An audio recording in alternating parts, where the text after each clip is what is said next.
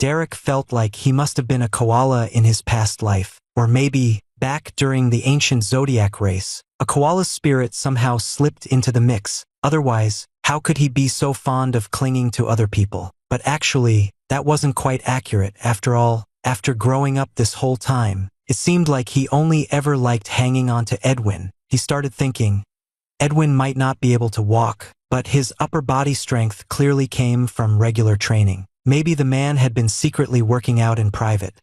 He must have put in a lot of effort to build such a solid frame. Leaning on him feels really comfortable.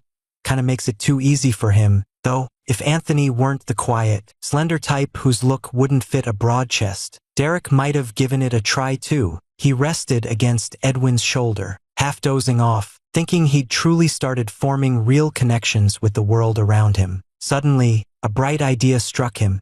He shot upright in an instant. Edwin tilted his head curiously to look at him. Before he could ask anything, Derek flashed him a playful little smile. The next second, he said, "Sorry about that." "What?" The wheelchair jerked backward sharply and then came to a sudden stop. Derek's hand cushioned Edwin's head, keeping him from bumping into anything. His other hand quietly tapped a button. Immediately, the wheelchair spun around in a new direction. Derek offered a sheepish grin. "I couldn't help it. It was kind of fun, but I'd do it again." Derek casually played with the joystick, his movements relaxed and effortless. For just a fleeting moment, his thoughts drifted off in unexpected directions. Though if it hadn't been for Derek's intense concentration, he might have actually entertained an inappropriate thought. He leaned quietly against the wheelchair, replaying Derek's earlier question. Why did he like him? In truth, he'd already asked himself this before. Maybe it was because Derek didn't follow the rules, because he was clever and full of life. But what he liked most was that Derek had finally brought real color to his world, making everything feel less empty. The wheelchair's wheels unexpectedly bumped into the wardrobe, making Derek jump in surprise and quickly pull back his hands. His playful mood vanished instantly. A soft knock came from outside the bedroom, followed by the chef's quiet question. "Excuse me, should this dish have extra spice?" Derek snapped back to awareness and pulled away from Edwin's embrace. He stood up quickly and called out, "Add extra spice, please." After saying that, he realized how rushed his movements had been. His voice had even risen higher than usual. Glancing at Edwin, he seemed worried about seeming too flustered and quickly added, "Just didn't want the chef to wait too long." Edwin lifted a hand to cover his lips with a soft smile. Nodding without saying anything, he chose not to tease him but murmured quietly, "Next time, have them bring the menu, so we don't get interrupted." After dinner, once the chef left, the apartment was quiet again with just the two of them. Since Derek had no experience in love, he ended up dragging Edwin into watching the same movie from before. When he finally played it, he realized it was his own mind that was coloring everything, not the movie itself. The film tells the story of a kunku opera performer struggling between reality and dreams, eventually finding himself. As traditional opera declined, theaters went from packed with guests to nearly empty. For long stretches, he would look up and see nothing but darkened auditoriums. Fellow performers had left or drifted away, but he'd grown up immersed in this art.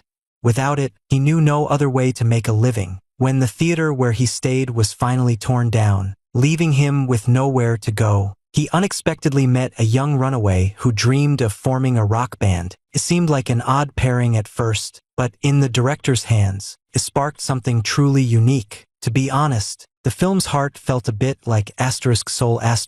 But on that evening, Derek's mind was hazy and unfocused. In a rare clear moment, all he could see was a scene on screen symbolizing the character's complete release. So much so that later, he even mistakenly thought Edwin might have had something more in mind. He began to wonder if Edwin had chosen this film for a reason. Not just by accident, but with some hidden intention. What a thought! What a misstep! Derek silently apologized to him in his heart, but Derek's expression was too open, and Edwin had noticed right away. He paused slicing the apple, took a small piece with his knife, and gently offered it toward Derek's lips. Derek lowered his gaze for a brief moment, then accepted it without hesitation or second thought. "What's on your mind?" Edwin asked. "Do you like this director's work?" I can have Julian reach out to him if you'd like. Wait, don't. Derek swallowed the apple in one go and nearly choked. He covered his mouth, coughing a few times before saying, I do like it, as a viewer, but I'd rather take a week of lazy downtime somewhere fun after this movie finishes. Would you like to go on vacation? Derek nodded rapidly, like a chicken pecking at grain. Edwin asked again, won't you take me with you? It wasn't that they'd officially confirmed things yet. Derek thought to himself, and by then, our agreement would be nearly over anyway. He'd fulfill his purpose and return to freedom, not just wander off wherever he wanted, even if the fun meant coming back later to keep up with company obligations. Damn infinite entertainment. What kind of unfair terms are these? If you'd like, you could come along too, Derek said casually. Edwin lowered his eyelids slightly but didn't respond right away. But then Derek thought about it. Back then, all he cared about was making ends meet, so it didn't matter how he handled things. Now, though, his situation was almost like being part of a high-end family, and Edwin had become half his boss. What if he didn't develop any real skills later on and couldn't speak up when needed? The marriage certificate was still firmly in place. Thinking about how he might never get to live a life of quitting work and relaxing peacefully, Derek let out a quiet sigh. What are you thinking about now? Edwin asked, watching the sudden shift in Derek's expression. Unable to help but laugh, Derek mumbled with a hint of disappointment. Just wondering how I could become a wealthy person overnight. The movie had ended, and Lin Ji, feeling drowsy, let out a yawn. He casually said goodnight to Edwin, then calmly walked back to his own bedroom. He tossed and turned all night, too excited to fall asleep. In the end, he forced himself to count 2,000 sheep until the restless thoughts in his heart finally calmed down. And only at dawn did he finally drift into sleep. He'd originally planned to look for somewhere nice to go, doing things normal couples would do, but after that restless night, all his plans fell through. He slept straight through until late afternoon and woke up to find Edwin already at work. It was already past mealtime, so Derek decided to stay a little longer in bed and sent a small red packet to everyone who had offered advice in that post. Then Edwin's message came through. Aunt said you're still not up yet, just gonna stay in bed a bit longer. Eat first, then sleep. She made all your favorite dishes for lunch. Derek finally got out of bed, his hair messy from being pressed by the pillow. I was planning to meet you for dinner tonight, but a client came to the office unexpectedly this afternoon. I'll take you to the airport in the morning.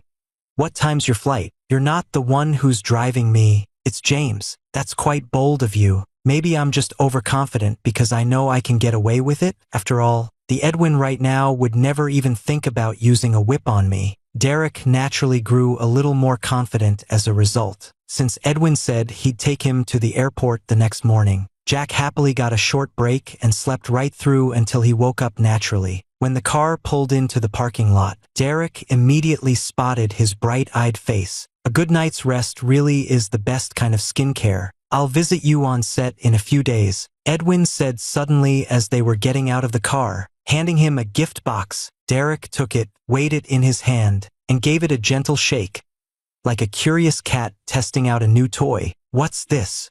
Derek asked with curiosity. Edwin hesitated for a moment, then said casually, a token of affection? Derek had never heard him speak like that before. It felt oddly surprising, yet strangely touching. I don't have anything prepared, he said, but still took the gift without hesitation, stuffing it quickly into an empty pocket of his coat. It instantly puffed out a noticeable bulge at his side. You can think about it later, Edwin said without hesitation, gently brushing the loose strands of hair from Derek's temple and adjusting the baseball cap's brim lower. Give it to me next time we meet. Derek paused for a moment, then suddenly realized. So when I'm counting the days, aren't you going to be looking forward to it every single day? That doesn't seem very fair. Edwin let out a soft chuckle. Maybe so, but you could always look forward to it even more. Derek pressed his lips together, saying nothing. Just as he reached for the door handle and was about to step out, something suddenly struck him, and he quickly pulled his leg back. The car door slammed shut with a loud thud. In an instant, Derek leaned in and placed a light kiss on Edwin's lips. Then he pulled away quickly, lowered the cap's brim, and stepped out of the vehicle without delay. Bye, Edwin. See you next time. Derek dragged his suitcase away quickly and waved at Jack from a distance, signaling him to go up ahead. But to his surprise, Jack stood still, staring intently at Derek's face half hidden under the cap for several long seconds before blurting out in shock. "Derek, why is your face so red? Is it really that hot today?" Derek considered himself a good leader. He never took offense, even when his staff brought up sensitive topics. He gave Jack a cheerful pat on the shoulder, though the curve of his smile seemed just a little too sharp. For a split second, Jack froze, feeling as if he'd been transported back to the scene in *wind rising through the long night when Anthony committed an act of violence, sending a chill down his spine. But the straightforward Jack couldn't sense Derek's hidden meaning, so he silently admired how his client's acting had become even more impressive. Wondering just how many people would be captivated when the movie came out, he kept cheering himself on internally, vowing to capture the best promotional footage for Derek on set, the kind that could hit the top of trending lists the moment it was released. Derek lay back in his first-class seat, unable to sleep under Jack's intense, fired-up gaze. He pushed up his eye mask with one finger, squinting half-open eyes and glancing at him suspiciously. Completely puzzled by what was going on inside Jack's head, he seemed like he'd been pumped full of adrenaline. Honestly, he kind of admired his assistant's drive and ambition. Youth is great. It still has that energy to keep pushing forward. Maybe I should ask Emma if she can hook him up with a role that could secure his future after just one performance. Thinking about it, Derek figured this might just be a daydream born from being worn out at work. The kind of thought you get when you're on the edge of collapse. A few days later, when Edwin arrived at the film studio, Derek was still filming. James had reached out to Jack and was waiting outside for him to come and let them in. The last time he came, he'd directly contacted Mason, but since their purpose this time was different, it wasn't right to bother an outsider. Jack wouldn't be out for a while, so luckily there was a cafe near the set that the crew had rented. The two of them decided to wait there temporarily. Not far away, a crowd had gathered by the barricade. Mostly young women in their early 20s, with a few older men and women passing by out of curiosity. James was about to ask the owner to reserve a full set of coffees when he saw a girl rushing into the cafe. "Hey, is the coffee for The Wind Rises Through the Night crew ready?" "It's ready. Just waiting for our staff to get back. We're short on hands right now." James glanced at Edwin, knowing he'd also heard the girl's voice, and silently signaled that it was up to him what to do next. Edwin nodded slightly. James quickly understood and turned his head toward the girl, taking a quick look at her appearance before asking, "Are you part of the crew too?" Upon hearing this, Chow Chow looked up at him, shaking the small badge and doll on her shoulder bag as she said, "Nope. I'm a fan of one of the lead actors. I'm part of their official support team." James said, "I see. I noticed so many people standing out there. Most of them must be fans from the support group." Chow Chow nodded. A nearby tourist, likely visiting for sightseeing, overheard their conversation and asked, "Who's filming in there? Why are there so many people?" Chow Chow smiled gently and said, "It's Derek. Never heard of him, but that name sounds kind of familiar." The man started to say, when his daughter quickly tapped his hand and cried out, "Mom, it's Benjamin. It's the same guy from that show we watched at home. The one that made you cry so hard," the daughter explained. "Oh, right. This young man.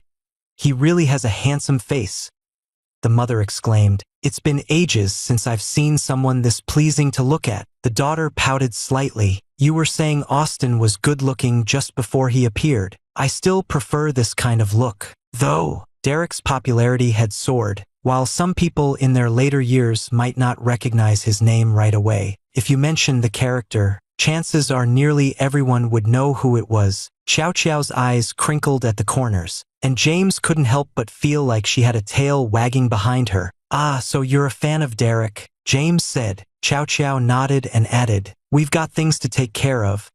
I should head out now." Just as she was about to turn away, a clear, cool voice came from nearby. "How many fans from your support group are here?" She turned sharply, curiosity in her eyes, glancing toward the speaker. Edwin sat in his wheelchair, gently guiding it forward with the control lever. Chow Chow's gaze swept over his elegant coat and then landed on his composed face. She instinctively narrowed her eyes.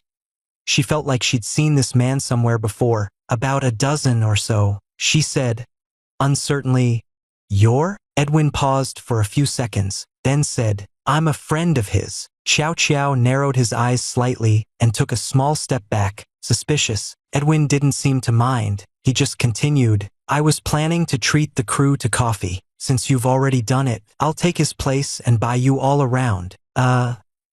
Xiao Qiao looked completely confused. Edwin gave James a subtle glance, then added, "Soon, when he comes out and sees you, he'll probably have the same reaction." With that, he turned the wheelchair and rolled toward the terrace outside the cafe. By the time Xiao Qiao came out of the shop carrying several bags of coffee, Edwin had already disappeared from sight. After finishing his tasks, Jack finally appeared and led the two into the filming area. "Things have been pretty hectic today. Sorry for making you wait outside," Jack explained. "Derek should be wrapping up soon, but there's a fan group coming to visit during his break, so he'll need to step out again. Would you like to rest in the lounge for now?" Edwin replied calmly, "I'll wait right here." About 15 minutes later, after finishing the scene and checking with Mason, Derek quickly grabbed Jack and left the set. But as he was leaving, he deliberately glanced toward Edwin. Seeing that Edwin's attention had just landed on him, Derek didn't hesitate.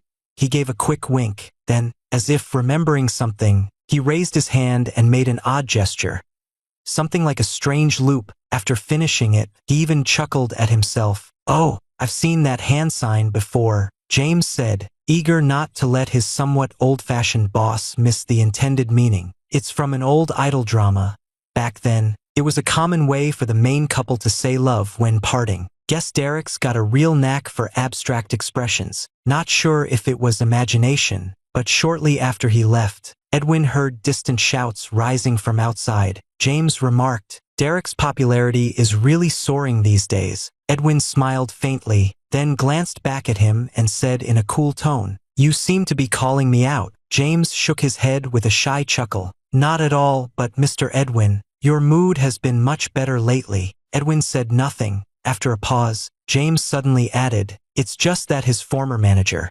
He's wrapping up the current project and should be returning to the company soon." Edwin said, "I already told him, when it happens, have them reconcile the accounts together and handle things as a team." "Got it." Edwin turned his ring slightly, then looked up and caught sight of William striding confidently into the set. He frowned slightly. Just as he did, William seemed to sense something and glanced over with a lazy smirk. Their eyes locked. William's gaze met his older brother's raised one, and silently muttered under his breath, "Ugh, bad luck." Then he quickly turned his head away. "Is he filming with William today?" Edwin asked. James said, "I have no idea. I'll go ask the crew." This scene was indeed filmed with Derek and William together. This was the scene he had been eagerly waiting for. In this moment, Anthony would use his position as a musician to eliminate rivals on behalf of him and the Crown Prince, and then personally ensure his removal from the picture. Derek had just finished chatting with fans outside and signed a few autographs when he returned. Didn't even have a chance to catch his breath before being rushed off to the makeup room for touch-ups. William watched him eagerly rubbing his palms together with impatience and couldn't help but ask, "Do you really hate me that much?" Derek lifted one corner of his eye and gave him a mock surprised look. "Why would you think that? I'm simply doing my job as an actor. Giving every performance my best effort, always striving to do better." William's expression fell completely. He just couldn't believe it. "Hello, may I ask your online username is S?" After the shoot ended, Derek quickly removed his makeup and bounced over to Edwin's wheelchair in 3 quick steps. He glanced around at the crew nearby. No one was paying attention to their corner, and James, seeing him approach, quietly stepped aside with a composed expression. Derek crouched beside Edwin's wheelchair, meeting his teasing gaze with a bright smile. "I'm your online lover. I finally met you in person, Edwin." "Hello." The playful yet innocent look on him now was nothing short of a complete contrast to the cold determination he showed just half an hour earlier, when he had acted without hesitation in front of the camera. Edwin was momentarily stunned. "Your social media never shows any photos. I thought I'd be exposed again, but since you're actually quite pleasing to the eye, I've decided to forgive you for ignoring my message for over an hour yesterday, Derek said with a mischievous grin. But today, you owe me some compensation, Edwin asked. What kind of compensation do you want? Derek paused to think for a moment. How about we go on a private date tonight? Sure. Edwin smiled faintly, then gently brushed his fingertip across the streak of residue still visible on Derek's jawline. Derek froze for a brief second. He watched as Edwin lowered his eyes to glance at the red mark on his thumb, then pulled out a tissue to wipe it clean before slowly rubbing the same spot with the back of his hand, causing a faint tickle. It wasn't intentional, Edwin explained. There was something urgent I had to handle. Derek mumbled, what could possibly be more important than chatting with me at this hour? As the saying goes, a short separation makes the heart grow fonder. Just as they'd barely started talking, they were forced apart. Truly the most heartbreaking love story since that of the cowherd and the weaver girl. First, Derek had thought online dating would just be a temporary thing. He figured he could manage, but it turned out their free time rarely overlapped. Either he was filming or Edwin was in meetings. Even when they finally found a moment that suited both of them, Edwin would vanish without warning and go silent for hours. In just a few days, Derek started feeling like he'd turn into a robot. Every morning, he'd send a message as soon as he woke up, then wait until makeup was done. Just in time for Edwin to reply, he'd share his outfit for the day, and then spend hours waiting for filming to wrap up, over and over again. It had seriously made him anxious, but that comment was just a casual complaint. He hadn't really taken it seriously. After all, Derek was the kind of person whose work hours were wildly unpredictable and who often worked late without warning, so him and his friends usually went by chance when chatting. If they saw each other, they'd reply, otherwise they'd wait for the next opportunity. He didn't expect Edwin to respond with such seriousness. I can't tell you yet.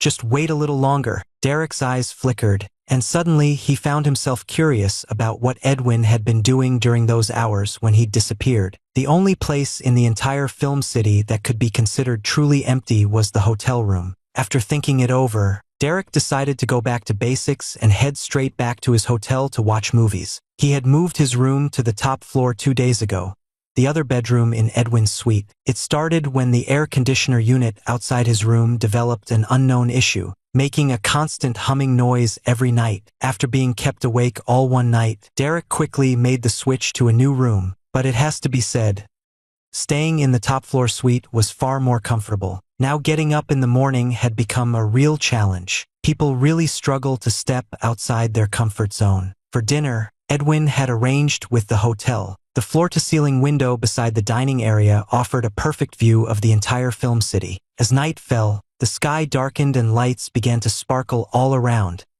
Some shining bright gold, others glowing in dazzling colors. Derek had a straightforward, no-frills appetite and couldn't handle high-end cuisine like Michelin-starred dishes. He preferred bold, spicy Chinese food instead. Edwin's taste, however, was completely different. He usually stuck to light meals, so the table ended up divided into 2 clear sections.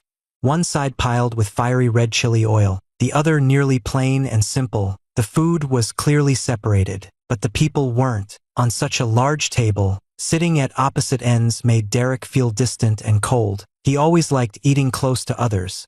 He wasn't even sure when this habit started. Back on set during meals, he'd often pull Jack or other cast members over to join him. Now, without hesitation, he dragged his chair across the floor and placed it with a soft click right beside Edwin, then settled in confidently. Edwin glanced at him briefly, saying nothing more, though he did sigh at the sight of the candles lit just for them. Now extinguished by Derek, they sat side by side. Apart from the occasional clink of cutlery, only the soft rustle of curtains stirred by night wind filled the air. April's chill had faded now, replaced by a gentle warmth in the breeze. Derek wore a knitted sweater, its sleeves gently rolled up to reveal the tourbillon watch on his wrist. The brown strap made his skin look paler, while the golden face shimmered softly under the light. Edwin glanced at his wrist casually, pausing briefly to study the watch. His eyes flickered with a quiet glow before he finally said, "That watch really suits you. Looks great on you." Derek wouldn't tell him that when he first opened the box labeled as a gift from Edwin, he nearly tripped at the airport. Though not an expert, he could still tell the difference between genuine and counterfeit luxury items. He just didn't know exactly how much it was worth. Still, he usually never wore a watch while filming. It was only because Edwin was here today that he'd hastily put it on after changing clothes in the room, to show respect and sincerity. Edwin doing this makes it hard to think of a proper return gift. Derek said with a faint sigh. We'd agreed I'd bring something next time, but I've racked my brain and still can't come up with anything. After a pause, Edwin simply replied, then how about giving me 1 month's worth of your time when the filming wraps up? Derek chewed on his chopstick thoughtfully. Feels more like a reward than anything. Still, if I've got free time after wrapping this project, I really do want to go somewhere no one knows me, Edwin asked. Why? Because lately it feels like no matter where I go, someone always recognizes me. I heard there's a food stall nearby with amazing grilled skewers. A few nights ago, Jack and I searched for ages before finally finding it. We hadn't even ordered our food when someone spotted us. So we took off down 3 blocks in a hurry. I've never run that fast, not even during my physical fitness test for the meter dash. Derek sighed helplessly, propping his chin up and gazing wistfully at Edwin. And now, just going to see a movie with you means going through multiple layers of permission, plus worrying I might end up stuck in the theater surrounded by people. So I'd really like to find somewhere where no one knows me. Ideally, I could just walk out in slippers and a t-shirt without anyone paying attention. So the online rumors won't get another excuse to spin wild stories about me. Edwin let out a soft chuckle. Let me think about that. Still, given your current situation, such a place is really hard to find. Derek blinked rapidly. Even you're teasing me now? I don't know how I'm supposed to live like this. The movie was a suspense film carefully chosen by Derek. He had looked up many suggestions online. Some recommended romantic films to build tension. Others suggested horror movies so he could lean on someone during the intense moments. But after thinking it over, he honestly didn't care for most romance films out there, and he truly feared scary scenes. By the time things got intense, not only would he struggle to act naturally like a bird flying into its nest, but he might even forget who he was or what he was supposed to do. It made more sense just to watch something he genuinely enjoyed. After all that, he ended up picking a suspense film. The movie began at a dim alley corner on a rainy night, with a flickering old street lamp casting a yellow glow. A figure in a raincoat appeared on screen, quickly walking through a narrow lane. Suddenly, a vibrant, brightly lit street came into view, and the figure paused to look toward a nearby nightclub before hurrying forward again. The scene went dark, and moments later, a police car roared across the screen. Derek was wrapped in a blanket, tucked into the corner of the sofa, completely focused on the film. Out of the corner of his eye, he noticed Edwin's wheelchair parked nearby. Derek blinked awkwardly, seeing Edwin's hand press against the couch. He immediately understood what was coming. Without saying a word, he simply pretended nothing had happened and kept watching the screen. In an instant, the cushion beside him sank as Edwin moved over to sit down. To be fair, he was quite nimble. Derek pressed his lips together, silently tapping an imaginary wooden fish in his mind. Only then did he turn to glance at him and say, "Why are you wearing so little?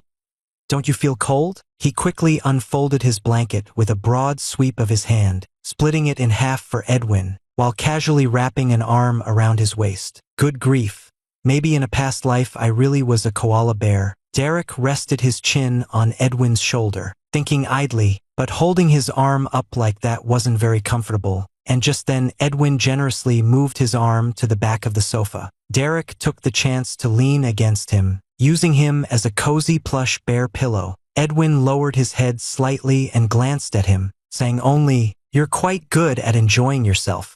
Edwin had been staying at the film studio recently. First, they continued sleeping separately like before, until one day, the living room projector broke down. With no other option, Derek ended up watching a movie in the master bedroom, which was the only room with a TV. He'd already filmed all day and had picked out a movie that was incredibly dull. After just a few minutes, he fell fast asleep on the bed, and somehow ended up staying there, half accidentally but completely without guilt. Of course, it was purely platonic sleep. At most, they'd share a light kiss before bed. The real reason was just how exhausting work had been. It drained his energy completely. It definitely wasn't because of someone's lack of charm, but Derek really enjoyed the feeling of curling up in someone else's arms while sleeping. The filming for the musician's storyline was coming to an end, and William wrapped up his role shortly after. On the day of wrapping up, his assistant somehow brought along a large pancake. The loyal golden retriever circled Edwin's wheelchair anxiously, finally earning a gentle head pat that made it wag its tail and pant happily. After William finished filming, the dog dashed straight into Derek's arms without hesitation.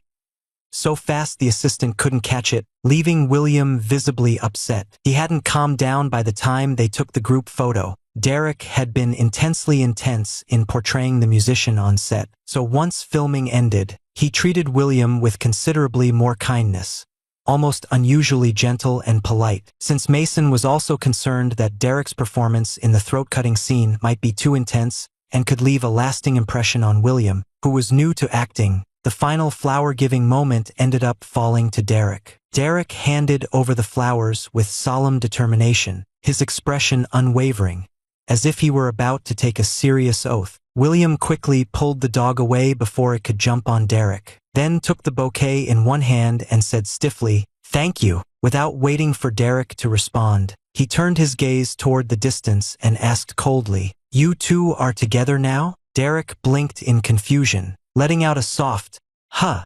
A few seconds passed before he slowly nodded, then whispered, "How did you know?" William let out a quiet scoff, his eyes briefly scanning Derek's smooth neck. He didn't mention that he already knew Derek had moved into Edwin's private suite. He didn't mention how weak the excuse was this morning. Something only a fool would believe, claiming the mark on your neck was just mosquito bites. William just felt a little annoyed. He couldn't quite put his finger on why, but maybe it was because of Derek's earlier taunt, which made him suddenly realize he'd been paying way too much attention to him. Attention that didn't belong. Maybe he'd already developed something hidden and inappropriate long ago, or maybe it was just how slow he'd been, missing chances he could have controlled all along. Whenever the musician felt drawn in, he'd find himself staring at Derek's face, lost in thought, his quiet longing hard to tell if it was real or just performance. But one thing was certain.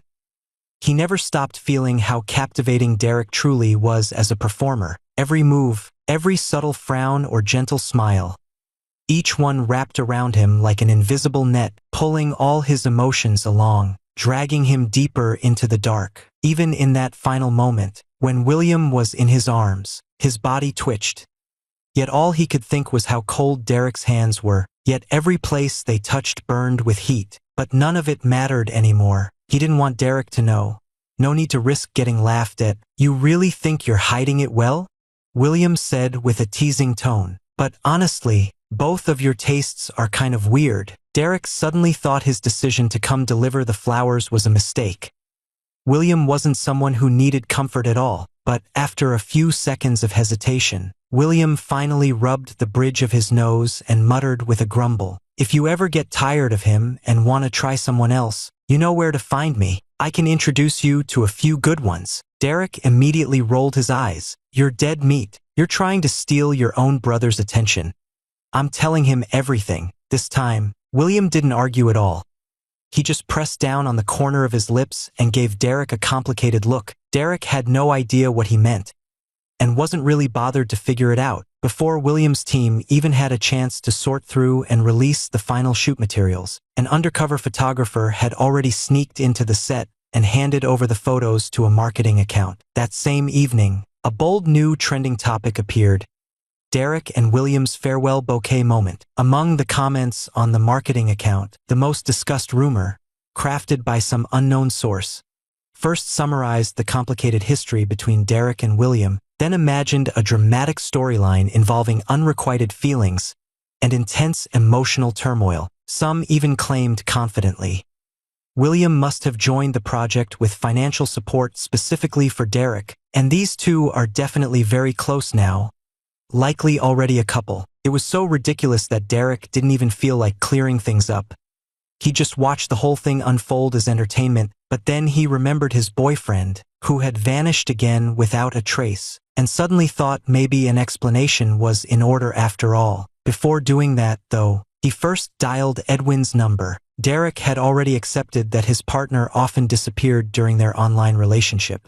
But now, even after meeting in person, the disappearances kept happening. He'd assumed Edwin was sneaking off to work out at the hotel gym, but he'd gone there several times and still couldn't find him. He even waited around a few times, only to come up empty-handed. That was definitely odd. But one thing remained consistent. Whenever Derek called, Edwin almost always answered. Yet today, as soon as the call connected, Derek sensed something was off. Edwin's breathing sounded a bit heavy, and his voice carried a faint breathiness. "What's up? Where are you?"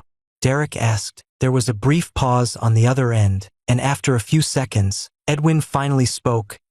"Out somewhere." That "out somewhere" sounded far too vague. Derek sensed something was off. It wasn't that he didn't trust him. Rather, Edwin's state seemed unusually tense. His breathing was a bit rushed, and there were faint sounds of wind and footsteps in the background. "Where exactly are you?" Derek frowned. Edwin let out a low laugh, his voice unusually hoarse and unsteady. Not like his usual calm tone, and seemed to tremble slightly. "Are you checking up on me?" "Can't I?" Derek shot back. "I'm stuck in my room with nothing to do." The breath on the other end seemed even more hurried. After a pause, Edwin finally responded in that same low, raspy voice. "At the gym, Derek." "Huh." He immediately recalled a late-night moment when he'd accidentally brushed against someone's chest and biceps and fell into deep thought. "I'll be back soon," Edwin said. Before Derek could say anything else, a low grunt came through the line. Like someone had suddenly bumped into something hard. Derek instantly tensed up. "You didn't." "Yeah, last set," Edwin drawled lazily, as if just recovering from an intense workout. He casually wiped sweat off his face with a towel, still catching his breath. "Just give me half an hour." Derek fell silent for a moment. He'd already reached the hotel gym's entrance and peered inside through the glass. He recognized several familiar faces, but Edwin was nowhere to be seen. Derek squinted slightly, then casually said, "You know William and I just made the trending list?" There was a brief pause on the other end. "Which one?" Edwin asked flatly in return. Derek sensed the other person was pretending, and sure enough, a second later he heard Edwin say in a relaxed tone, "Sending flowers after wrapping up?" Derek. He definitely already knew. He gave a cautious "oh," just about to say more when Edwin continued in that leisurely way. The headline was pretty straightforward, and the comments below were quite lively. Derek had a bad feeling. "You actually read the comments?" He walked around the gym but couldn't find Edwin anywhere. Suddenly, he turned and spotted James hurrying past from outside the gym, so without hesitation, he followed after him. "Yeah, I did," Edwin said casually, though his words were slightly sharper. "Some fans have a wild imagination. They've written about your complicated relationship like it's real." Derek paused mid-step, then suddenly felt like laughing. "Edwin." He called out softly, The voice on the other end sounded lazy. Derek spoke sincerely, even a bit concerned. "Are you upset about something? Is it because I sent flowers to William today that you went down tonight and worked out so hard?" Derek thought carefully. "I could send another bouquet to you, then it would be even." Edwin seemed momentarily taken aback by his offhand remark, then let out a quiet laugh, his voice still rough. "Sure, but I don't want the same treatment as William." "Any other options?" Derek pouted playfully. "What else could it be? A kiss? All right." Why did he feel like he'd walked straight into another strange situation again? "Then I'll wait for you to come back," he said decisively. Derek ended the call, watching James open a door and go inside. He quickly walked over. The door had no sign, no idea what it was for. But according to the floor plan, this room used to be part of the spa area. Derek stared intently at the closed door, a sudden thought crossing his mind. On the other side, inside the room, Edwin hung up the call and tossed his phone aside. He leaned both hands on the equipment, took a few steady breaths, and gradually calmed down from the exhaustion caused by overtraining. The therapist behind him frowned and couldn't help but speak up. "You pushed yourself too hard today.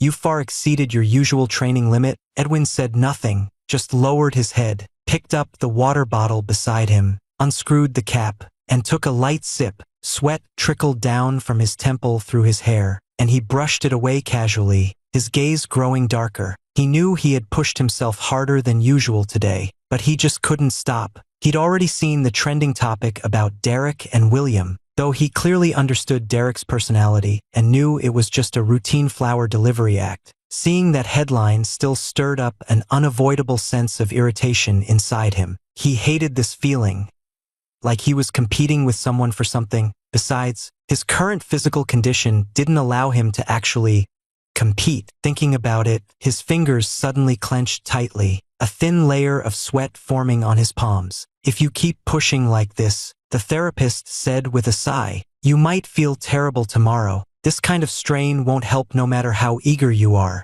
Edwin narrowed his eyes slightly and glanced at his still weak legs. His thoughts drifted aimlessly in a certain direction, like the tone of Derek's voice, or whether Derek would notice what he'd done behind his back tonight. Then again, when would he finally be able to stand before him with no restraint, instead of only in fleeting moments of sleep? At the thought, Edwin's fingers suddenly tightened. Let's call it a day. The therapist sighed, studying his expression. You've come so far already. There's no need to push yourself this hard. Edwin gave a quiet nod and said nothing more.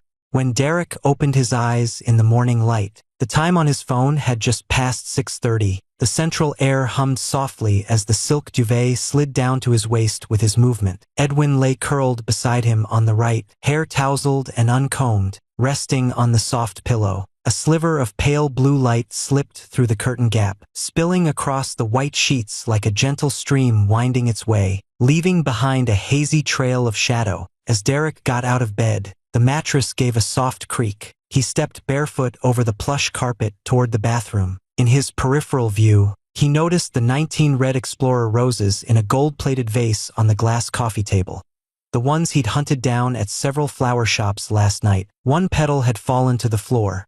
Whether it slipped away quietly during the night or was gently brushed off during a kiss with Edwin last evening, no one could say for sure. Why are you up so early today? A rough voice, thick with sleep, came from the bed just as Derek pulled on a hoodie. He turned to look at Edwin, who was just beginning to rise. Smiling, he said, Mason's going to chase some natural light today. Then he added, you don't need more rest? Did I wake you? Edwin shook his head. Edwin rubbed his temples, shadows of sleep lingering beneath his eyes. He sat up halfway, his gaze settling on Derek as he spoke in a low voice. How long will today's shoot take? Derek slid his phone into his pocket while casually replying, it depends on how the shoot goes. Hopefully by evening. If it doesn't go smoothly, we might end up staying late. He stood by the bed, watching Edwin slowly pull back the blanket, still half awake, then leaned down to place a soft kiss on his eyelid. Cool from the morning air. Get some more rest, Derek said softly, blinking gently.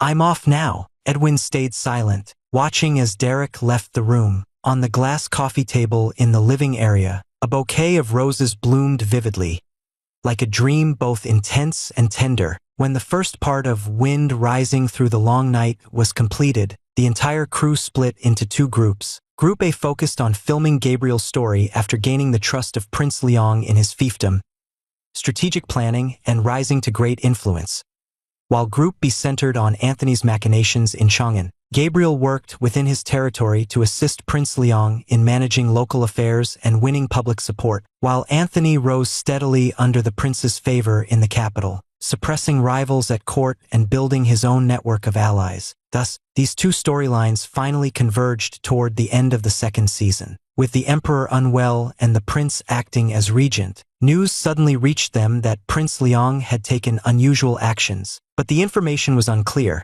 Sending secret agents or envoys to Liang's domain too abruptly might raise his suspicion, so Anthony proposed a plausible and low-risk reason: an audit of border military supplies. Every year, goods transported from the capital to the frontier passed through Liang's jurisdiction. Anthony spread word that there had been unusual losses in essential supplies: grain, horses, weapons. During transit, with the emperor ill and the prince in charge, it was only logical for military resources across regions to be reviewed. a necessary move to reassure officials internally and demonstrate strength externally. No one could reasonably accuse the prince of having ulterior motives. That way, the envoy sent to Liang's domain could conceal their true purpose while officially inspecting military supplies, gaining access to Prince Liang and uncovering the real state of affairs in his kingdom. However, this envoy couldn't just be anyone. Anthony naturally volunteered for the role. First, after helping Gabriel escape years earlier, he had secretly tracked his whereabouts and, based on rumors from Liang's court, already suspected the identity of the foreign minister, who was now deeply trusted by Prince Liang. This prior connection meant that even if Prince Liang remained cautious, he would at least be less hostile due to Gabriel's stance. Second, compared to other officials sent from court, Anthony had a better chance of getting close to Gabriel and learning Prince Liang's true intentions. Though Prince Wyatt strongly objected, he eventually agreed after Anthony presented his case firmly. But unexpectedly, Anthony did uncover something significant during his mission. In Liang, he was warmly received by Prince Grayson. As Wyatt's paternal uncle, the prince's demeanor was utterly unlike that of his nephew. At the banquet, Anthony found himself thinking repeatedly, "No wonder Gabriel chose to stay here." Prince Grayson closely matched the ideal just ruler Gabriel had once envisioned during their days in the academy. Yet this man harbored greater ambition and sharper tactics. Anthony wondered whether Gabriel had seen this side and thus accepted his fate. Anthony stayed in Liang for 3 days. On the surface, there seemed nothing unusual, yet this very image of peaceful prosperity only deepened his growing suspicions. So he took a step. He instructed someone to set fire to a granary during the night, a key storage facility, yet one that wouldn't cause starvation in the capital or spark public unrest. If Prince Grayson were planning rebellion, he would certainly stockpile supplies. By observing how the prince responded afterward, Anthony could gauge his logistical preparations and possibly force him to reveal Liang's true supply levels. The choice of location was deliberate, targeting Gabriel. Gabriel had steadily grown in influence at the prince's side, perhaps even regarded as a trusted confidant. But Anthony couldn't be certain how deeply Prince Grayson truly trusted him. Once he had his answer, he would kill Gabriel. He was too clever. Should Prince Grayson truly attempt rebellion, with Gabriel's help, it would be nearly impossible to prevent success, threatening the power and influence Anthony had spent years carefully building. The fire needed to burn fiercely. From deep into the night after the banquet, flames roared skyward, lighting up half the heavens. Until just this morning did they finally begin to subside. The granary, consumed by fire, collapsed with a thunderous crash. Charred beams fell heavily, sparks flying through the air as dust and ash filled the atmosphere, sharp and suffocating, making it hard to breathe. On scorched ground, morning wind swept across smoldering ashes. Everyone lay exhausted on the earth, still catching their breath. Gabriel was disheveled and worn. Sweat mixed with ash, his lips cracked and unnaturally pale. He surveyed the piles of charred grain, then staggered to a nearby commander's side and whispered something. Moments later, calm horse hooves approached. Then, a slender figure slowly stepped down from the carriage, white as fresh snow, with golden embroidery along the edges. He walked steadily across the scorched earth as if all suffering and chaos around him meant nothing. Amidst ashes and smoke, his face remained sharp and expressionless. After fleeing to Liang, Gabriel had worn a mask and used a false name. But Anthony still recognized him at once. Derek stood still, his gaze slightly lowered as if casually scanning the ruined granary before settling on Gabriel. Looking disheveled in front of him, his smile was faint and his voice soft like a morning breeze. "You're still the same, never afraid of death." Gabriel stared back with steady eyes, soot staining his robe and blood still visible on his arm. "Master Su isn't resting at the inn. Why are you here? The fire site is filthy. It might stain your clothing. I heard the fire had burned nearly through the night, so I came to see if there was anything I could help with," Anthony said. "Though, Mr. Dillon, your injuries look quite serious. Why haven't you gone to get them treated? And why are you still leading the efforts here? The fire has been put out, and while the granary suffered heavy damage, we're fortunate it didn't cause major harm to the capital." Gabriel said. The real challenge now is figuring out what comes next. Mr. Dylan has failed in his duty to Prince Leong, and if he were to complain or leave now, he'd truly deserve punishment by death. Anthony offered a faint smile, his gaze calmly moving across the soldiers passing behind him as he asked cautiously, "So it seems Mr. Dylan has already thought of a way forward." Gabriel didn't respond. He simply stared at Anthony in silence, his expression unreadable, exhaustion, doubt, and memories too deep to speak all swirling beneath the surface. They had once been friends, even saved each other's lives in moments of danger. But now they stood on this scorched earth, separated by duty and deceit, locked in a tense standoff amid an approaching storm. "Does Dylan not wish to share it with me?" Anthony asked in a gentle tone. Gabriel stayed silent for a long moment before replying, "It's not that I'm hiding anything intentionally. How we proceed must be decided by Prince Leong." After a brief pause, Gabriel excused himself and left. Anthony watched his retreating figure, slowly stepped back, turned around, and let his white robe flutter in the wind. With help from his attendants, he climbed into the carriage. The secret guard sent by Wyatt asked, "Sir, about what you said yesterday, should we deal with him?" The camera caught a slight tremble in Anthony's fingers. After a long silence, he pulled back the curtain and glanced behind. Gabriel had quietly returned into the ruins again, which fit his innocent and trusting nature perfectly. "Not yet," Anthony said as he lowered the curtain. Wait a little longer. Whether that was sincere or not, whether he had truly changed his mind, only he himself knew. Break time. Derek quietly slipped past the stack of props, and as soon as filming ended, he caught a glimpse out of the corner of his eye. Edwin's silhouette vanished behind a prop crate. He had no idea why Edwin suddenly showed up here, but he figured he'd surprise him while he wasn't looking. Just as he turned the corner and was about to speak, he saw the person ahead of him suddenly turn around. Derek skidded to a halt, stumbled forward a few steps, and nearly crashed into the nearby plastic bin. Edwin reached out just in time and caught him. Edwin traced the golden embroidery on his white sleeve with his fingers, then let his gaze sweep over Derek's face before briefly pressing his lips together and saying two words. So plain. Anthony usually wore minimal makeup, but the depth of expression in each character came entirely from the performers. Even with such subtle looks, he still appeared strikingly, but still very beautiful. Edwin said. Derek, pleased by the compliment, leaned on his wheelchair's armrests and gave his sweet-talking boyfriend a little reward. Unbeknownst to them, hundreds of meters away, a paparazzo's lens captured the moment they shared a kiss. Shot perfectly, the photographer muttered. You'd think it was staged publicity for Derek. The photo was uploaded to their phone and sent to the top contact. Have you decided? Want to go ahead with the leak? A few seconds later, the reply came through. How much can you offer? Noah hasn't been doing well lately. Anyone would have a rough time being sent out right before the holidays. To make matters worse, the project was moved to a remote mountain area. Endless wind and rain, sunburns every day. The whole place is dirt roads.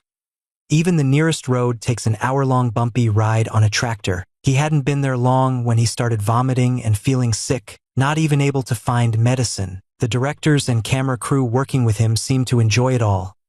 Completely ignoring how bad off he was, he asked several times to be transferred back, but got no response. Then a coworker he knew slightly let slip that someone had taken an interest in him. Who could I possibly have annoyed? Noah thought it over and over. It all felt like Derek's doing. He'd worked hard to guide him for so long, cleaned up his messes more times than he could count. And this was how he was repaid? Noah carried a deep anger inside. Every night, reading his wife's messages filled with sorrow, he wished nothing more than to bring back every bit of pain he'd suffered onto Derek. But when the project finally ended and he returned to the office, something felt off, obviously different. Even casual coworkers seemed to avoid him, but the fact that former friends now treated him with cold distance and quickly walked away without a word was hard to ignore. He had no idea what tactics Derek had used, nor could he figure out what had happened during his absence. After much effort to gather information, he finally learned that the company's new shareholder was now auditing the accounts. Noah's heart skipped a beat. He had managed many artists before, and their daily expenses were never small. Occasionally, inflating receipts or submitting false claims was common practice. Misappropriating artist funds was even more routine. Otherwise, how could he afford a home in the heart of a city with just his salary? But he always took great care to leave no trace. Even if the company suddenly started an audit, it shouldn't reach him. Noah told himself this repeatedly, pushing down the growing sense of unease. Then a tabloid reporter reached out to him. The journalist came from a major media company in the industry and had worked with Noah years ago. He wasn't sure whether the man sensed something unusual between him and Derek, or if he was simply assigned to dig up dirt on Derek. After all, Derek's rise had been incredibly fast. Many people were secretly jealous, and plenty couldn't stand seeing someone else take a piece of what they considered theirs. Trying to bring him down was only natural. In any case, the reporter's request suited Noah perfectly. By playing along, he could earn a substantial reward. So shortly after sending the information, a headline about Derek's romance shot straight to the top of trending topics. But the photos released by the reporter weren't from the one taken that morning when he contacted Noah. Instead, they showed an earlier scene late at night, captured through a hotel's floor-to-ceiling window and slightly unsecured curtains. The image was somewhat blurry, likely taken from far away. Derek sat propped up in bed wearing a robe, the bright glow of the TV screen reflecting off his face and illuminating it sharply. He appeared to be resting on someone's shoulder. His slender ring finger wore a golden band, and a hint of a Patek Philippe watch peeked out from under his sleeve. Due to the angle of the shot, only part of the other person's forehead was visible, while the rest was completely hidden behind Derek's figure. Yet the timing and the positioning alone were enough to speak volumes. Yet the paparazzi insisted on adding a tantalizing note. Derek is staying in a luxury suite at the top floor of a hotel. Everyone knows Derek is currently filming Wind Rises Through the Long Night, and several cast members have already shared glimpses of their daily routines, revealing the general working conditions on set. Why would Derek's living arrangements be so much better than everyone else's? Cut. Let's take a break. Derek quickly pulled himself out of the filming mindset and dragged his tired body back to the lounge. As soon as he sat down, Jack, who usually rushed ahead to hand him water after every shoot, finally arrived. Late, Derek leaned back in the chair and casually took a drink of water. Just as he was about to send a message to Edwin asking if he'd arrived in Cydia, he happened to glance up and caught Jack's hesitant expression. "What's with that look?" Derek asked, puzzled. Jack hesitated for nearly 10 seconds, his lips moving silently, opening and closing several times, before finally speaking under Derek's growing impatience. "Emma did ask me to keep you from checking Weibo, but I think you really should take a look at it. Just in case." Derek raised an eyebrow and dismissed it with a casual tone. "What now? Did someone start criticizing me again? I don't think I've done anything wrong lately." Derek stared hard at the trending topic at the very top of the feed, marked with a hot indicator, and remained silent for a long moment. How long have we even been together? These paparazzi are rushing to boost their stats this fast. But when he clicked into the trending post and saw the most discussed thread, he couldn't even crack a joke. "What kind of nonsense is this?" Derek said. "Says I was financially supported and pushed out my former manager who actually helped me rebuild my career? Who exactly is he talking about? Sue Nan or Sue Bebe?" Derek couldn't help letting out a sharp curse. He leaned back in his chair, his chest rising and falling quickly as he tried to calm down. Great, there was no way he could stay composed. Derek let out a cold snort, nearly laughing. Wait, was this trending post bought by Noah? Showing off like that? I'm honestly impressed by how thick his skin is. Guess people without ethics really do live more freely. Jack hesitated for a few seconds before saying, "Emma thinks the paparazzi still have more details in hand. They're now constantly teasing on Weibo, waiting for us to negotiate a price." Noah's situation is similar. Derek, were there any vulnerabilities from your audition period that he might be holding on to? We're worried he could use this against you. Derek's eyes scanned the paparazzi's Weibo post with the warning, "For hours from now, it's going live across all platforms. The top star's downfall countdown has begun. Exclusive new photos? The inside story behind Derek's former team split. A surprise guest reveal on air. Don't miss it tonight at 8 o'clock. It was all set up so convincingly, almost as if the show had bigger production than his own. How much are they demanding? Derek asked. Jack shook his head. I'm not exactly sure, but it's probably at least hundreds of thousands. Derek tapped the screen a few times, then sent a message to Edwin first. After getting a reply, he swiped twice as if taking a screenshot. Jack watched him holding the phone, as if composing something on Weibo, but before he could stop him, Derek suddenly kicked his leg up and smirked. Tell Emma we're not giving them a single cent. Let the relationship be exposed. It's already official, legally married with proper documentation. Nothing shady or illegal. Didn't you see your parents showing affection when you were young? Worst case, I'll just quit and take a break. Perfectly fine with me. As for Noah, we'll see whether the police arrive at his house first or he manages to expose my secrets before that. The moment he finished speaking, he sent off the prepared Weibo post. Derek. Good afternoon, everyone. Since there are so many of you here, I'd like to share some exciting news. Given that my past endorsement deals, live streams, and fee records have been unclear and possibly illegally misused, I've decided to file a lawsuit against my former agent. The evidence has already passed court review, and I personally won't accept any mediation. My decision is to proceed directly to trial. Ledgers and bank statements don't lie. Please wish me luck. Jack stared at Derek's Weibo post in disbelief, rereading it several times before finally grasping what the images truly meant. He stood frozen for a moment. Derek, you actually sued Noah, didn't you? Seriously? Derek let out a scoff, placed his phone face down on the table, kicked one leg up, and leaned back lazily. He spent so much effort crafting this whole story about a poor, misunderstood agent being betrayed by a selfish top star. Well then, I'm just going to play along perfectly. Now he doesn't even have to piece together scraps of evidence. I've handed him everything on a silver platter. The documents had been submitted to court long ago. Edwin's legal team helped gather the proof and draft the complaint, originally planning to contact Noah only after approval. Unexpectedly, it was Noah who came knocking first, having taken so much from me already. It's bad enough. But now he wants to team up with reporters to dig even deeper into my past? Not a chance. Jack opened his mouth but couldn't speak for a long time. Suddenly, he understood why Emma had warned him not to let Derek touch the phone. He'd assumed the situation would be handled quietly by the team, with the best outcome being a private agreement with the reporters to stop any further leaks. But he never expected that their seemingly indifferent star would turn out to have such a bold stance, giving no room for negotiation and striking back immediately. To be honest, this situation is serious enough to land Noah in jail. This is way more exciting than a top star's secret romance, isn't it? What about the company side? Think his money only comes from me? Derek raised an eyebrow. The finance team's probably already flooded with alarm calls by now. Jack finally realized earlier, when the company mentioned they were auditing accounts, he'd assumed it was just routine after the new shareholders came in. But judging from this situation, something serious must have been uncovered, and they've simply been waiting for the right moment to act. They were probably looking for the perfect opportunity. Derek's post completely shifted public attention. The paparazzi's original intentions were basically twofold.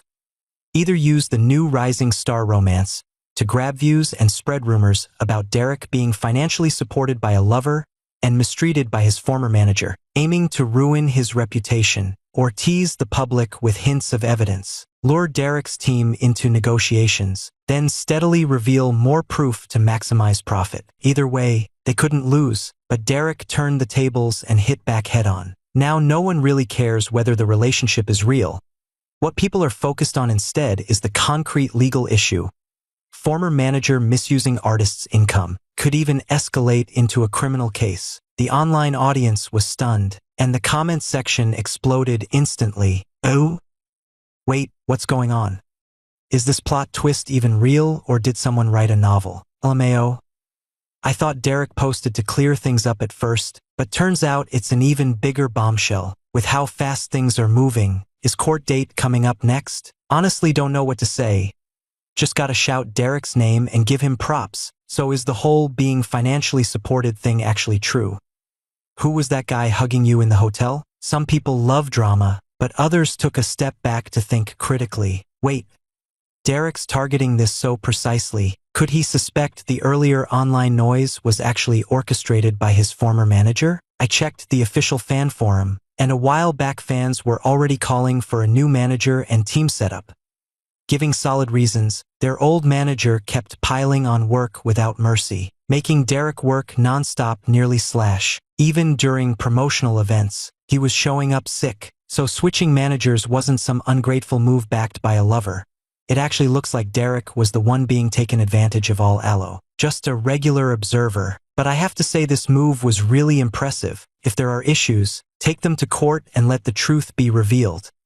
Let's just wait for the outcome. Either way, Noah's definitely not someone trustworthy. I wonder if he's sweating buckets right now while watching the trending topics. Noah was indeed checking the trending topics, so furious he felt like grinding his back teeth to dust. Derek, do you really think I don't have anything solid in my hands? Before he could finish speaking, a knock came from the door. His wife, still fuming and muttering angrily beside him, froze for a moment, then cautiously got up and opened the door with a suspicious look. Who is it? Hello, we're officers from the Economic Crime Investigation Division of a city public security bureau. Here are our credentials. The two police officers turned toward Noah as he walked into the hallway. We've received a report regarding an alleged case of embezzlement and misappropriation of funds. The company's finance department has provided supporting evidence, and we suspect Mr. Noah may have engaged in improper financial conduct during his time as a manager. Noah's wife broke into a sweat on her forehead. She turned to look at her husband with fear in her eyes, her hands trembling as she struggled to speak. Noah's limbs felt numb with cold. He clutched his phone tightly, trying to speak up in defense, but the officers didn't give him a chance. Right now, we need your cooperation. Please come with us for questioning. Meanwhile, the paparazzi were left stunned. They had been carefully planning, gradually releasing the incriminating footage they'd gathered, hoping to pressure Derek's team into raising their price to a satisfactory level. But then Derek suddenly took this unexpected move. What was supposed to be solid evidence of his former agent being pushed aside lost much of its impact, and now all their revelations seemed far less significant. How could any explosive scoop possibly match the drama of the person involved stepping in directly? The paparazzi hesitated for a long time, unsure whether to stick with their original plan and release more material at 8 o'clock as scheduled, or change tactics and strike while the moment was still hot, catching Derek off guard. There was no way they could reach an agreement now. On the other hand, after posting on social media, Derek felt unusually relieved. He casually sent a voice message to Edwin, his tone drawn out in a way that sounded almost playful. Yet what he said was chilling. Noah should already be seated by now. The reply came quickly. James is at the police station watching over him. He should be arriving soon. Derek smiled. Thanks a lot, Edwin. After all this time, I finally feel my nerves settle. I just wonder when I'll get back the hard-earned money. Soon. We have solid evidence. We won't be waiting long. That's great to hear, Derek said, but I checked out the photos those paparazzi posted. How dare they throw this stuff at people? These blurry shots are so unclear even a mother wouldn't recognize them. Even if I deny it, what can I do? Still, he couldn't help wondering whether Noah might have some hidden truths about the original person that Derek himself didn't know. Those would be impossible to defend against. That's why Derek double-checked with Edwin that the financial records had already been reported to the police and that officers were en route to detain Noah before he could post on Weibo, just in case Noah still had a chance to fight back. Perfect. His teamwork with Edwin was spot on. Truly a match made in heaven, Derek thought to himself, feeling quite pleased. But then Edwin replied, "They actually have even stronger evidence on hand." Derek raised an eyebrow curiously, then sent another voice message. What else could there possibly be? Are they saving something for the live stream at 8 o'clock to shock everyone? These paparazzi are really... A photo landed on his phone. Derek's eyes widened instinctively, and he accidentally let go of the recording button. His half-finished words slipped out. Soon after, Edwin sent a second photo. It was the moment they shared behind the prop box that day. Sunlight filtered through in soft patterns, and a delicate curtain swayed gently behind them. The scene was intimate and closely intertwined. The photo was captured with astonishing clarity, but Derek remembered there weren't many buildings nearby that could capture such a view from above, while high vantage points weren't uncommon. The only possible spot was the row of sycamore trees about 500 meters away, yet those trees were so tall, and their lower trunks were bare. How could anyone even climb up to take a photo like this? Paparazzi really are incredible. Plus, the composition of the image was outstanding, and the coloring was flawless. Anyone glancing at it would think it was still from a romantic film, not a paparazzi leak. Wait a second, Derek finally realized and asked, "Where did you even get this photo?" Edwin replied simply, "I bought it, Derek." "How much?"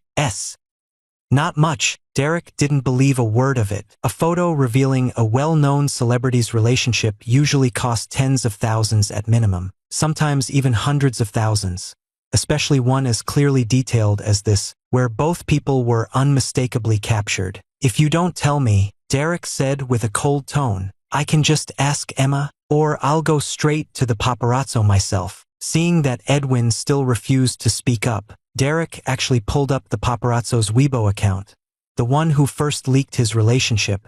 Photos and video footage, 4 million. Derek was stunned into silence. Derek was deeply shocked. Even though he knew Edwin was wealthy, spending money like this seemed outrageous. Seriously, the price Edwin paid for their fake marriage agreement wasn't even close to that much. How could he not just rob someone? Derek muttered under his breath, "It'd be better if he just went public. That way I wouldn't have to sneak around some hidden corner on set every time I wanted to spend a quiet moment together. If they're willing to pay me 4 million, let him take as many photos as he wants, hotel rooms, film sets, or even amusement park dates." Derek was so upset he could barely speak. Spotting a new voice message notification, he tapped it without thinking. A soft chuckle came through the earpiece, followed by Edwin's calm reassurance. "Don't be mad. I should have talked to you first." Most of Derek's anger melted away instantly. He moved his fingers to open the next message. "If you ever want to go public later, you can use these photos." He captured them quite well. Derek's mind processed the words slowly, then suddenly clicked. Could it be that Edwin bought these photos for more than just helping me handle the public fallout? Since the key photos were purchased by Mr. Edwin, the paparazzi only shared vague and minor details during their live broadcast that evening at 8 o'clock, even mixing in many long-forgotten rumors from years ago. Online viewers who rushed to the scene immediately called it a scam. The online critics who were eagerly waiting for solid proof against Derek were left utterly frustrated, with angry messages flooding the chat and the live stream quickly shut down by the platform. With nowhere else to go, the curious onlookers and Derek's detractors went wild on Weibo, while the atmosphere inside Zio-Uverse was filled with celebration. However, before Derek's fans could uncover much more, a Weibo account suddenly posted a lengthy message at 10 that night, also mentioning Derek. "I always believed that even if the entertainment world was messy, there would still be some humanity left, but today, I've finally seen through the coldness of certain people. My husband Noah has devoted years to managing work for someone special, standing by him from obscurity all the way to stardom. And what was his reward? He was betrayed. Not only did he team up with powerful investors to push that person out, but at this critical moment, he added insult to injury, placing all blame on him. Noah made mistakes. I won't defend him, but tell me, why does Derek carry absolutely no responsibility? How did he rise to fame in the first place? Who provided his opportunities? Who handled everything behind the scenes for him? Now he turns around and denies it all, even standing up as if he's the innocent victim? The shift in public opinion is truly laughable. The power of capital is truly terrifying. If a person's success can only come at the cost of breaking another, then I have to say, such success will inevitably backfire one day. I won't stay silent, and I won't let this go without a fight. A single stone sent waves crashing through the sea. As soon as this Weibo post went live, the comments section exploded within just 5 minutes. Seeing the public sentiment begin to shift, Derek's fans were not willing to back down. Since the release of Bluebird, after months of build-up, Derek's Weibo following had already surpassed 20 million. Combined with the fact that Noah being taken by police was now a near certainty, the comment section quickly fell under control of Derek's supporters, effectively overwhelming the critics. But Noah's wife seemed to understand online influence well too. She hired numerous paid commentators, swiftly creating an illusion of equal opposition in the comments. New visitors found themselves completely confused, unsure which side to support. Then, one of Derek's sharp-eyed longtime fans dug up some old posts from Noah's wife's past account. Before Derek was separated from the Lynn family, he could still be considered a well-off young master. Everything he wore, his clothes, accessories, watches, and bags were all top brands, including several limited editions. Back then, his team built up the image of a wealthy heir daring to enter showbiz, and fans had even compiled detailed lists of his luxury items like watches, jewelry, shoes, and handbags. Now, most of those same items were found in Noah's wife's Weibo posts, either identical models or different versions from the same series. As the debate reached its peak, Derek's agency suddenly released an official statement on social media, sending the situation into full escalation. Following a joint investigation by the company's finance and legal teams, Agent Dylan is under suspicion of misusing funds and falsifying financial records during his tenure, which has seriously affected the rights and interests of both the artist and the company. The company has already cooperated with law enforcement, submitted relevant evidence to judicial authorities, and the case is currently being handled in accordance with the law. Additionally, numerous false accusations have surfaced online targeting our artist Derek. We have completed the necessary evidence collection and will take legal action to protect the artist's rights and reputation. We firmly state, any act of spreading rumors or defaming this artist will be held accountable without exception. The moment this statement dropped, Derek's fans were instantly energized. Those who had been unsure now switched sides in support of Derek after seeing the agency's strong stance. Harper, Noah's wife, posted another update after a half-hour pause, her tone now carrying hints of discomfort. The real power behind the scenes is indeed impressive. If you're claiming my husband misused funds, then why not release the full records?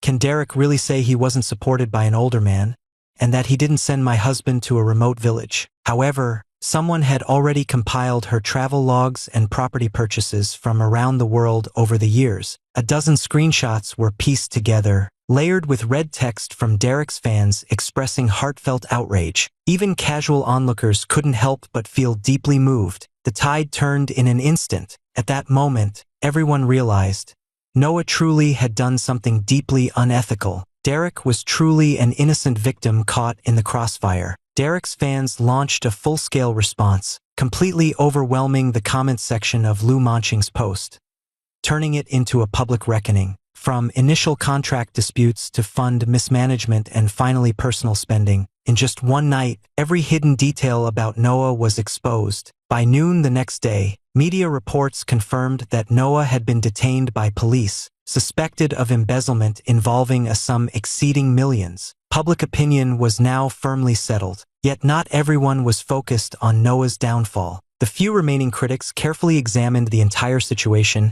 and concluded that the backer mentioned by both the paparazzi and Lou Manching likely existed in reality. If they didn't have solid evidence, the paparazzi wouldn't risk making vague hints like that, and Noah's seasoned entertainment agent wouldn't team up with them unless there was real substance. But if the paparazzi really had strong proof, they wouldn't just drop something so weak and harmless.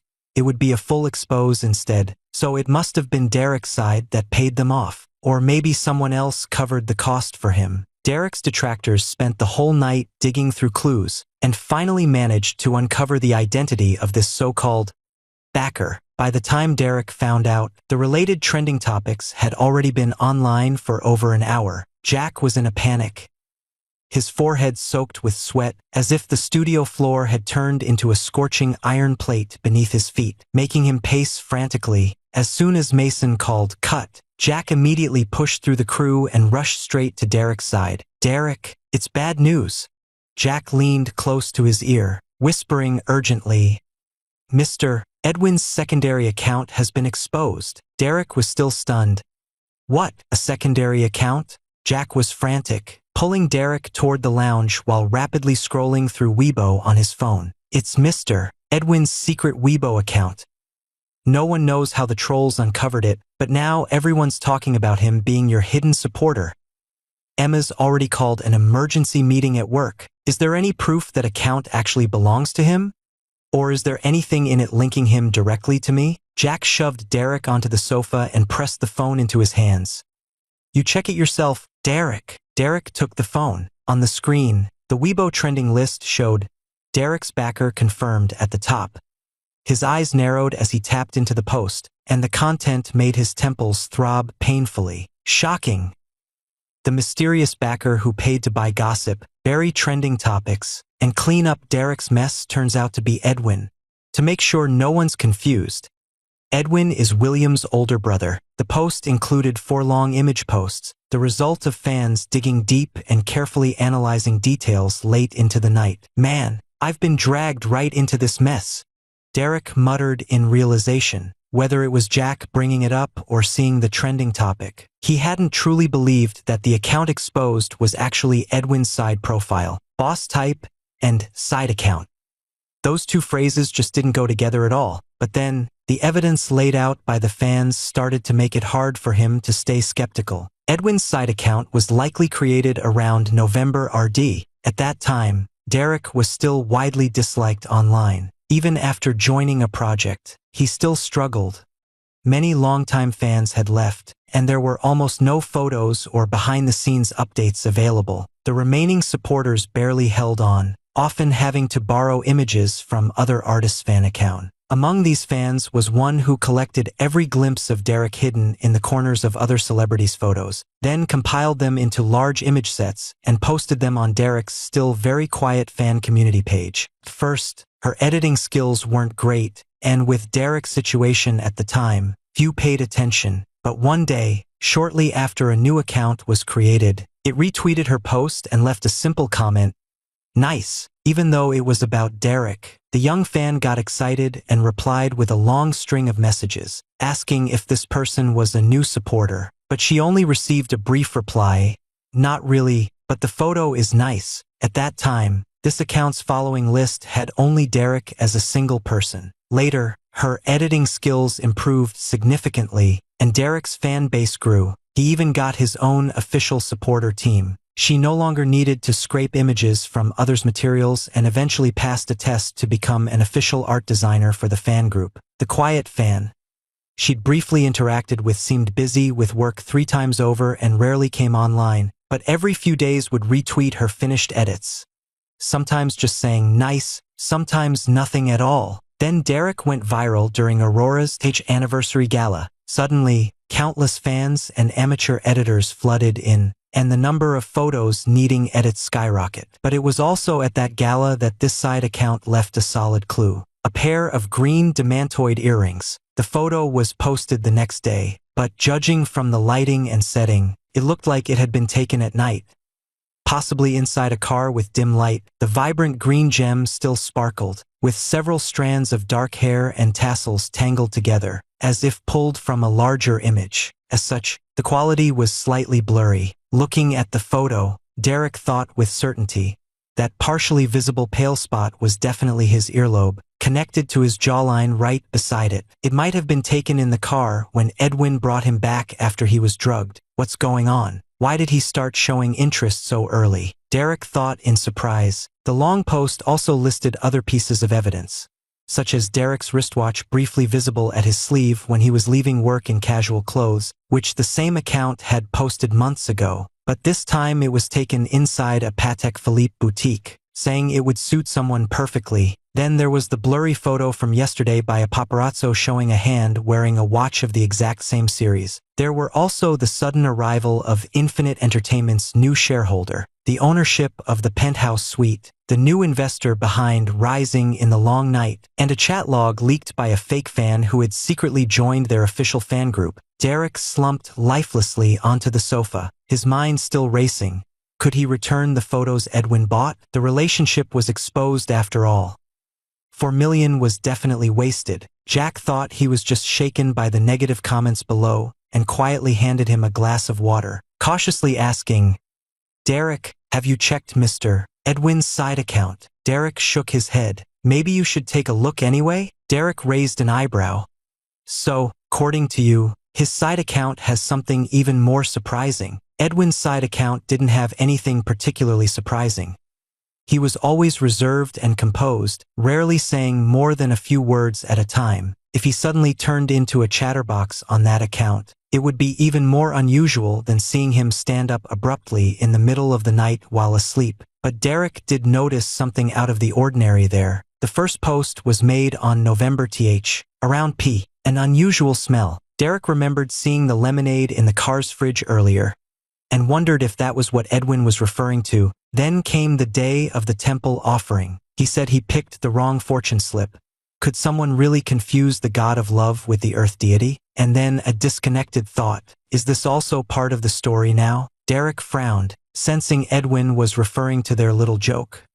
But something felt off. He read through each post one by one, as if catching glimpses of Edwin's inner state after meeting him. It was hard to tell whether he was more lost in doubt or searching for answers. He seemed desperately trying to confirm something, and also hold on to it. On the day Edwin first arrived at the filming location, he also posted a tweet.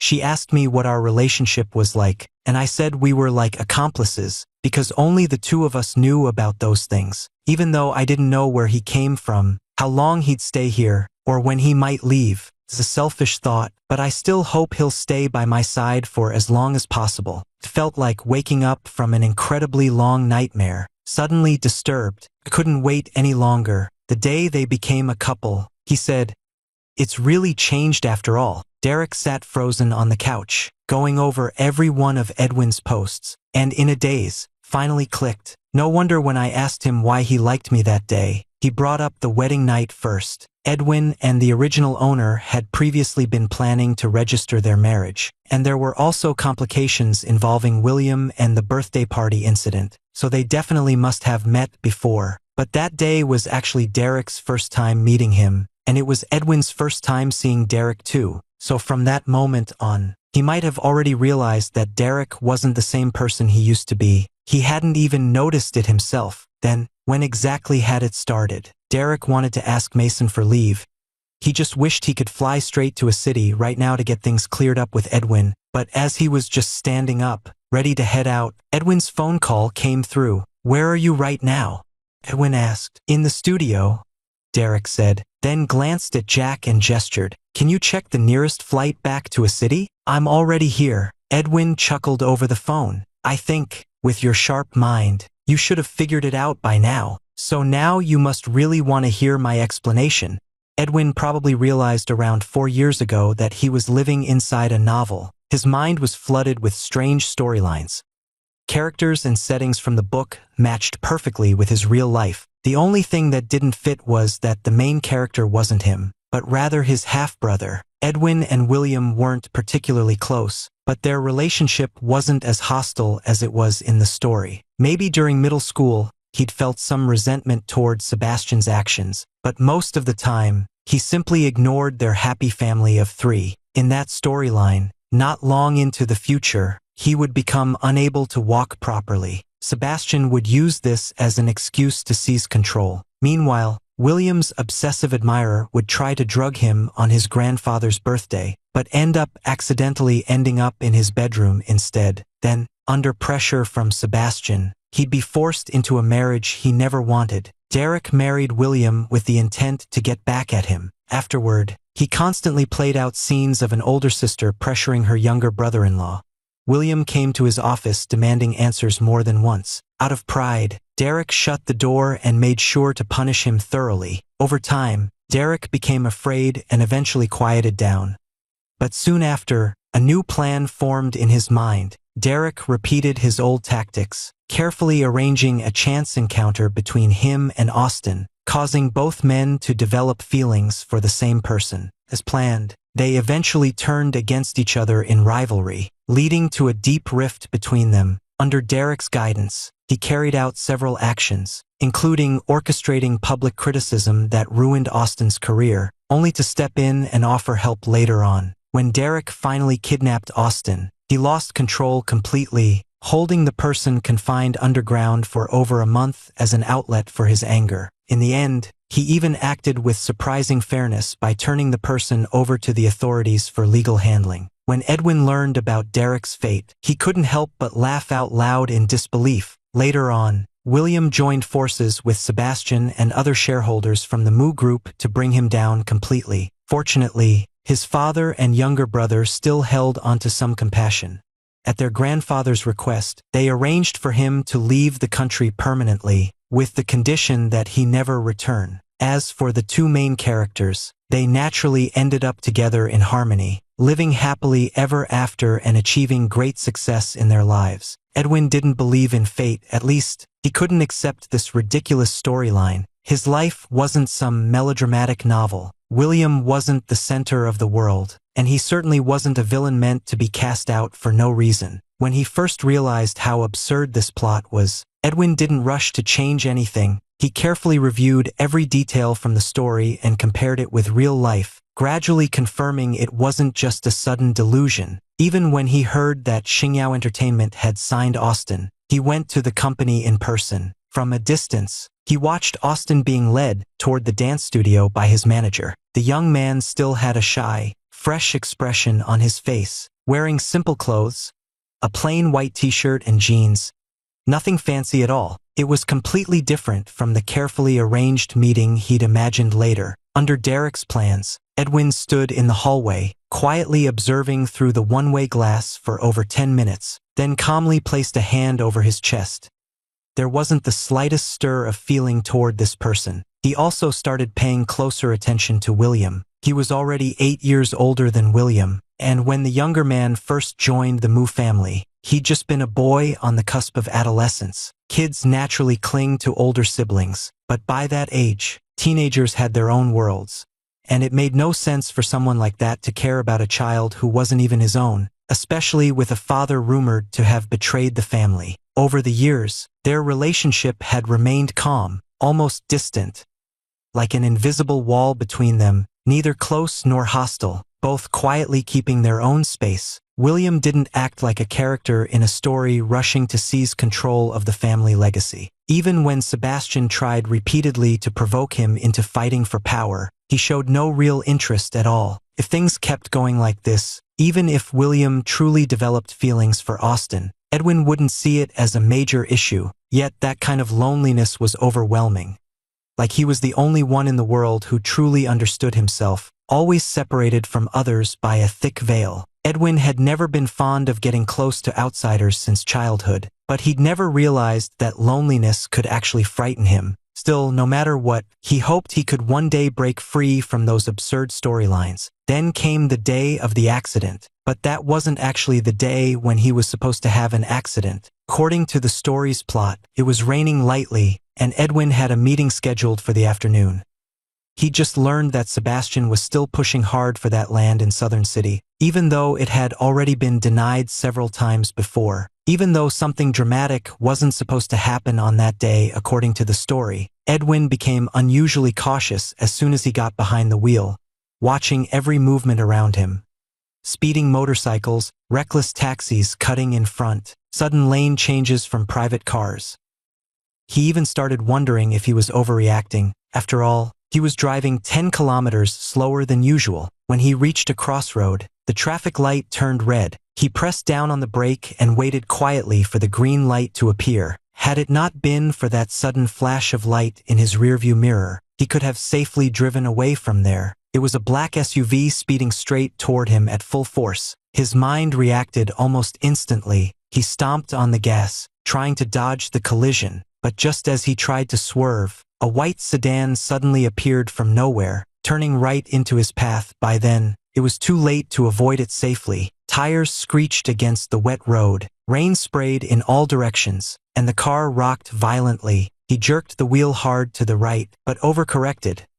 His front end grazed the white sedan before the force of momentum flung his vehicle into the roadside barrier. The impact caused the airbag to deploy instantly, and a loud ringing filled his ears. The surrounding noise seemed to be silenced with a single press. His breath was briefly stolen, and he was forcefully pressed into the seat. When he finally came to his senses, Several people had already gathered around the car, someone knocking on his window with urgent concern about his condition. He didn't move right away but sat motionless, taking stock of how his body felt.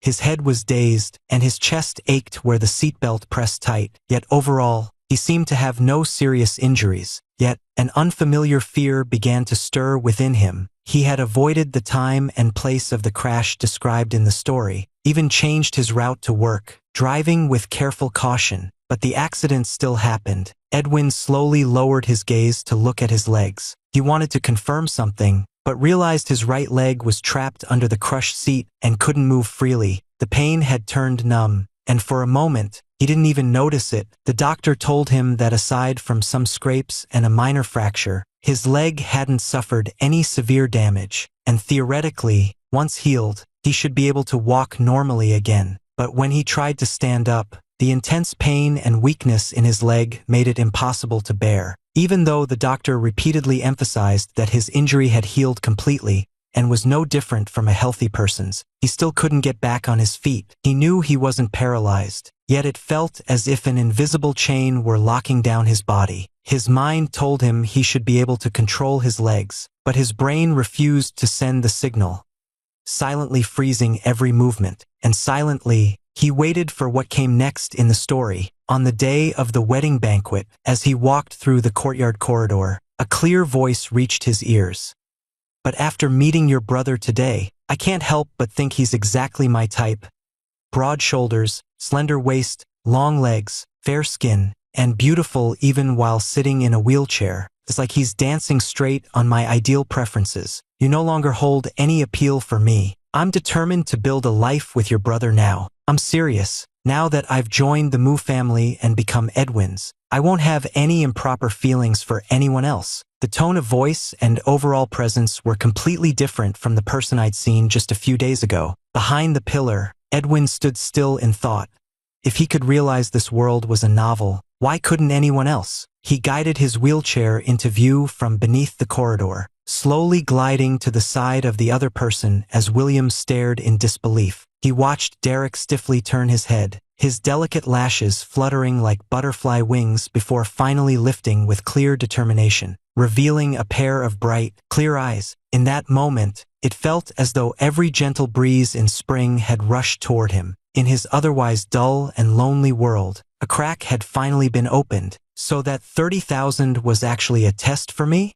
Derek said, surprised after hearing everything explained. Edwin nodded slowly, pausing to think before saying, if it were him, he'd probably reply with something like, "That kind of money trying to brush someone off?" It wasn't exactly a clever test, though when Edwin stood in front of Derek, he suddenly remembered James's casual comment during lunch earlier that day. "This dream is too tame. I mean, my boss's younger brother once spent 30,000 just to cover basic expenses overseas. But if someone offered me 30,000 a month, I'd probably be grinning from ear to ear without even trying to stop it." Derek fell silent. "I should have known better.